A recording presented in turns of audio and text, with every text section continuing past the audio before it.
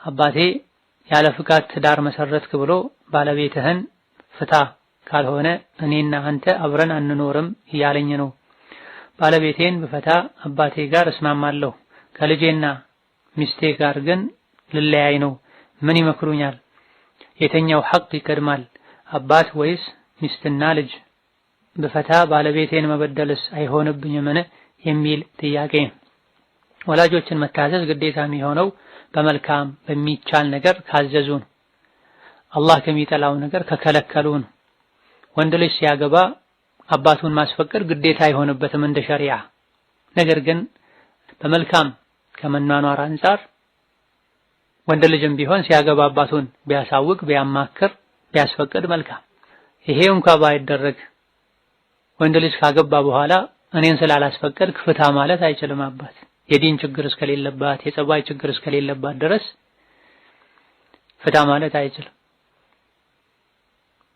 ሸሪዓ ማይቀበለውን ምክንያት ይዞ ፍታ ሲል ልጅ እሺ ማለት ግዴታ የለበትም። በተለይ ልጅ ከወለዱ ጥያቄው ላይ እንደተባለው ከፈቱ ልጅን ሚስትን ማጣት ካለበት ወላጅን በመልካም ነገር ካዘዝ ከመጥፎ ነገር ከከለከለ ብቻ ነው አንተን መታዘዝ ግዴታ የሚሆንብኝ። ከዚህ ውጪ ባሉ ነገሮች ሁሉ አላህ በሚወደው በሚፈቅደው መልኩ ልታዘዝህ ዝግጁ ነኝ።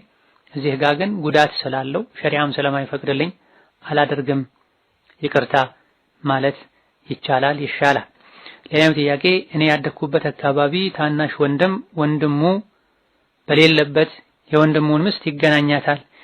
ይሄን እንደ ባህል ስለያዙት ታላቅ ቢያውቅም አይናገራቸውም።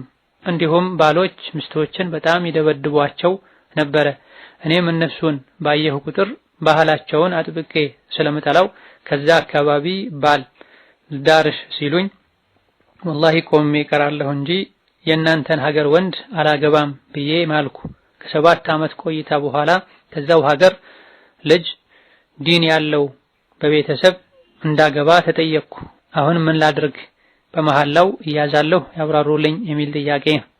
እንደዚህ አይነት ባህል ሙስሊም ዘንድ ሊኖር አይገባውም። ሙስሊም ይሄን አያደርግም። ዝሙት ከባድ ወንጀል ነው። ትዳር ያላት ኒካህ ያላት ሴት ላይ የሚፈጸም ዝሙት ሲሆን ደግሞ እጅግ በጣም ከባድ። ስለዚህ ይሄን አጉል ባህላቸውን እንዲተዉ መምከር ማስተማር ይገባል። በዚህ መልኩ ከሚኖር በዚህ መልኩ ሊያስተዳድር ከሚችል ወንድ ጋር ትዳር አልመሰረትም ማለት አግባብ ነው።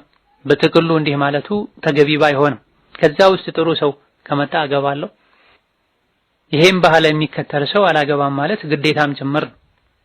ሆኖም ከዛው ማህበረሰብ ዲን ያለው አላህ የሚፈራ ሰው ከመጣ አኽላቁን ዲኑን ከወደድሽው ለመሐላው ከፋራ አውጥቶ እሱን ማግባት ይቻላል።